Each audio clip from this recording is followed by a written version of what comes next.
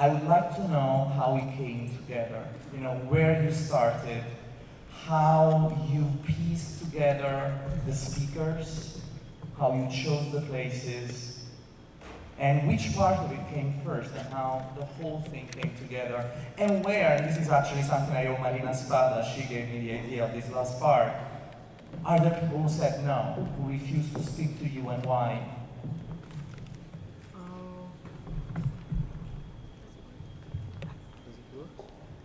Does it work? Yeah. No, actually, nobody told us no. We make lots of research. It takes like 6 months in order to collect those people. We made actually this trip before, in advance, in order to collect the stories, in order to meet those people and to find out if they were able, for example, to talk in front of a camera, because something is to meet someone in a coffee shop and something else is to shot him with a camera, and maybe he's uncomfortable, maybe he's shy. We made lots of research in order to find out good stories, and we also shoot many of them, at least another 5 or 6. Then, when we made the final cut, the film was too long, so we have to cut off something in order to create a rhythm, because it otherwise was boring. And in fact, the challenge was to create this story in order to give actually the feeling of a trip and also of the changement which is happening, especially in Gustav, because from the beginning I'm already sure about my choice. I want to stay, but I have to convince him. And that's true, that's actually true. I mean, the story is not staged, it's true. The only things we decide to stage, of course, are some little details. Of course, we made this trip using as well airplane, train, not just the Fiat 500, because it's quite uncomfortable, I promise you. I can't imagine to broke my back just because of the Fiat.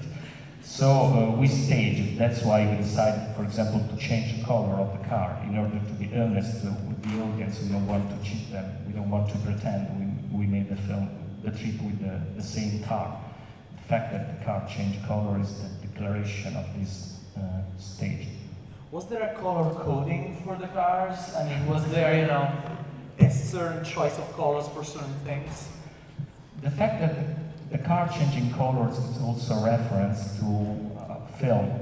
All our documentary is full of reference to old masters. There are quoting to Fellini, to Scola and Visconti, and of course there is one to Mario Monicelli and this movie called L'Armata Brancaleone, where the horse is changing color. So do we wanna, yeah, I think audience one has some questions. It was a very brilliant film. It covered Italy extremely well. And you focused on the mafia a little bit, but I've read a lot about the anti-mafia movement. Was that because it became after your film, or did you not focus on it, or was it something, is it real, or is the mafia still very prominent in Italy, or is their influence diminishing?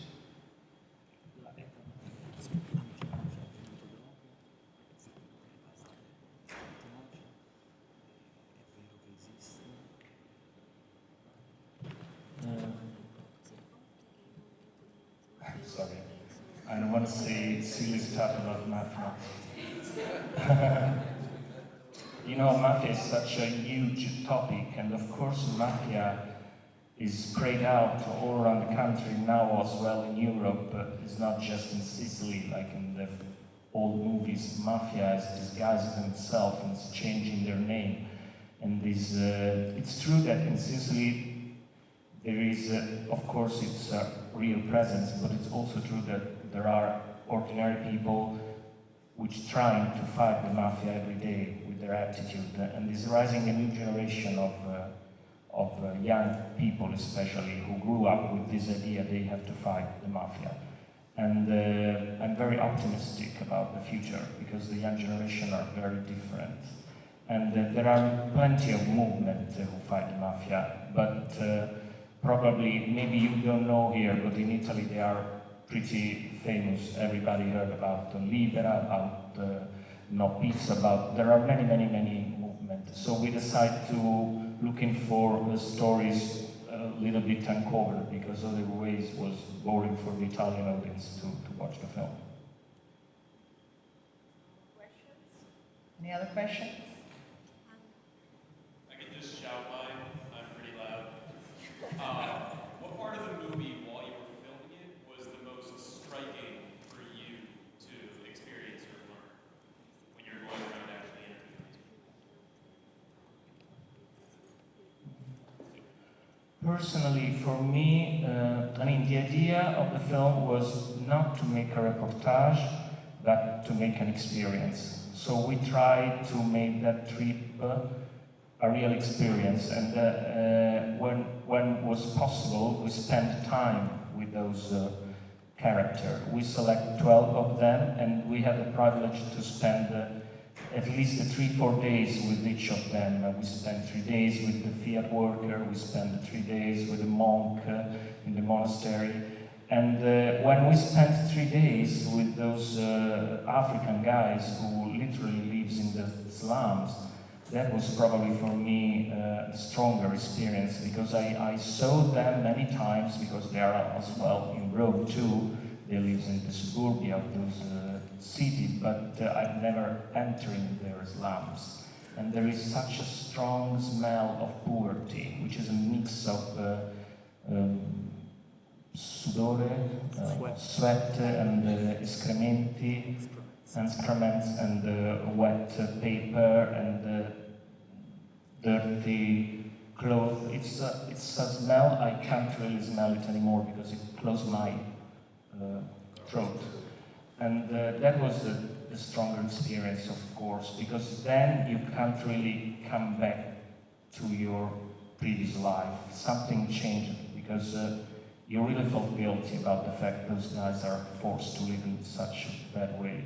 And really, they are pretty in everywhere. They're not just in Calabria, in the south of Italy. They move because they collect tomatoes and oranges, and in every season they change. They have, we call them men for all seasons, because actually they have to work every day.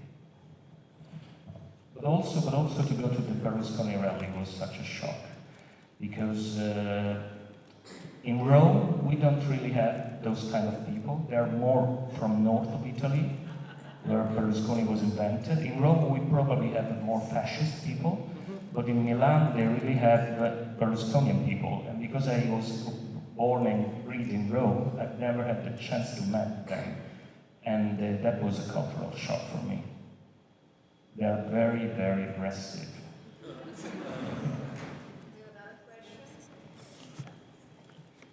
What do you think realistically the future of the Italian left looks like?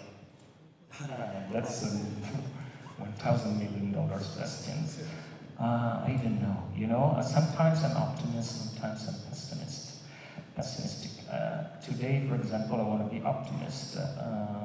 I have the feeling that we are pretty close to a big change, but there are people who doesn't want that change happen. So it's a delicate moment. But I can't say in advance, because every time when I try to guess, I was wrong, and I stopped trying to imagine the future. It depends day by day. There are good signs,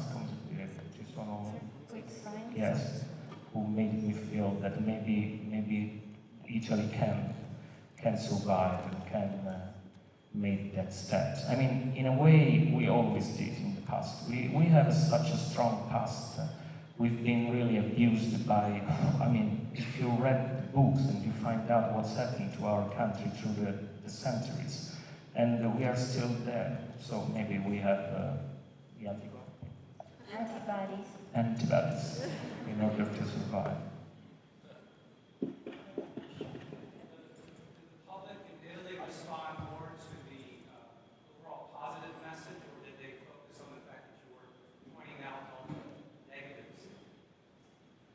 It depends. There are people who doesn't like the fact that I show the problem, because they're probably used to put the powder under the carpet. I just talked right now with two fine ladies outside, and they were very upset of this film. I know there are people who doesn't like, but I guess that the first steps in order to solve the problem is to recognize it. So in this film we show the problem, which wasn't easy for us, of course, because I have a certain proudness, and I don't like to give a bad images of my country, but it was necessary. And I guess if you stay until the very end of the film, you find out that there is a reconciliation and at least that there is a good message.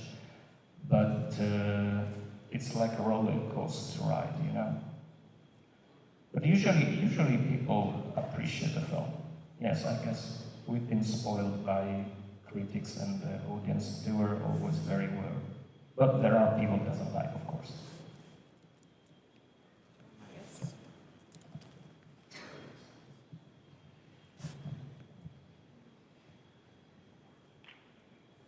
In your judgment, please, must the mafia be destroyed, or could it, as it has to a certain extent in the United States, evolve into something a little different and perhaps do honest waste disposal and transition away from its criminality, or is that a pipe dream?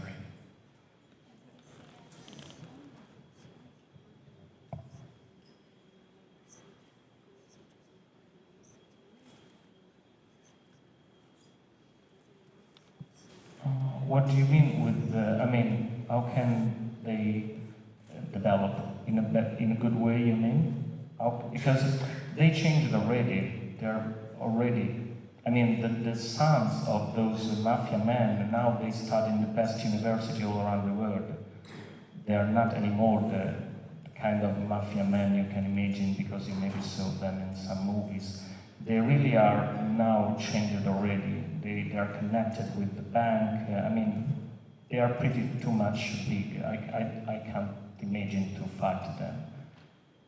I can change my attitude. I can try to, I don't know. They are too big, and they are very cruel. There is the mafia from Calabria and 'Ndrangheta, which is very bad, very bad. Then there is the Cosa Nostra. Then there is another from Apulia, and of course Camorra. There are so many, but as I told you, they are not just there. They are pretty everywhere now. And they are where, as the mayor said, they are where the money are. So they are especially in the business of the speculation, where there are plans for building new city. Of course, there are mafia infiltration, and not just in Italy, unfortunately. I guess just another question. Hi, I was just wondering if you set out to make a film with a political message, or if that sort of evolved when you were trying to convince Gustave.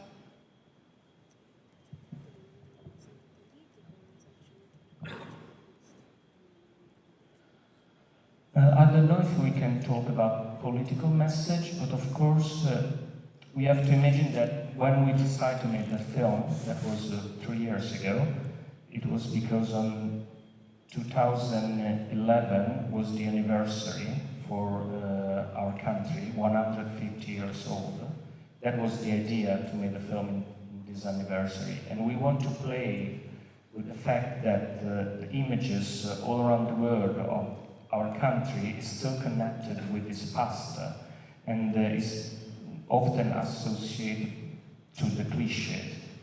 And we want to play with those ideas of the cliché, and we want to show them many of them are not,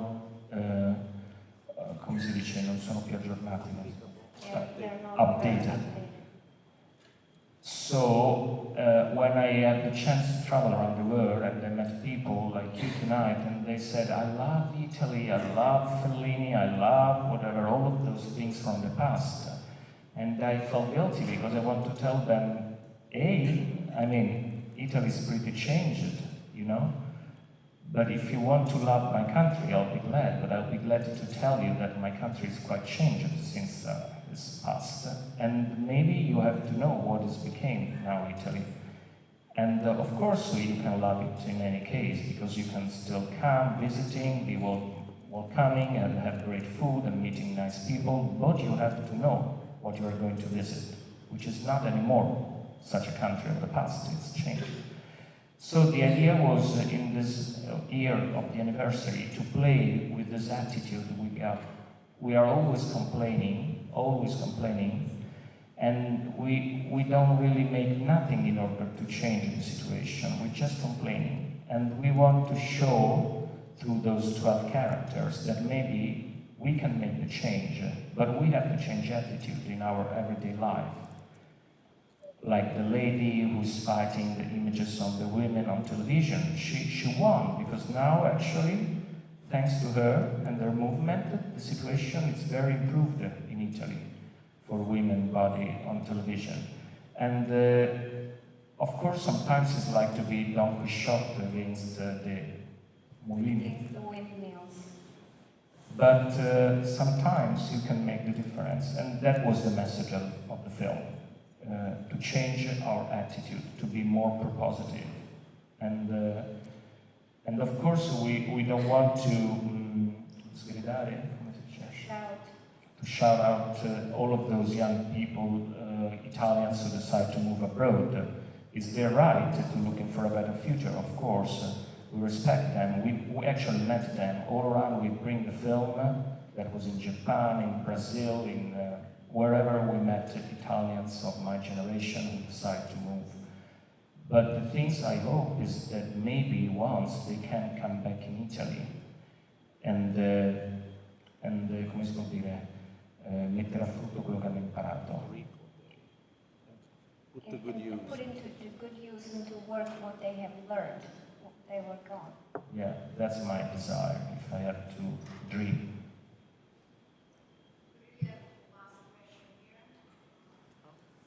Have there been any positive improvements since you made this film?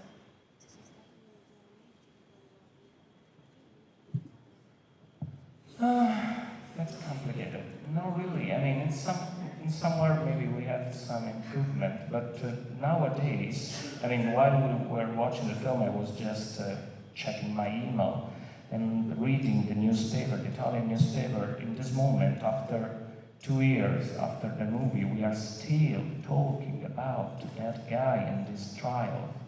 And that's so sad, because I really have the feeling that we are wasting time, because we are still focused upon Berlusconi, his trial, blah, blah, blah, after 2 years. So maybe the situation is not really changed.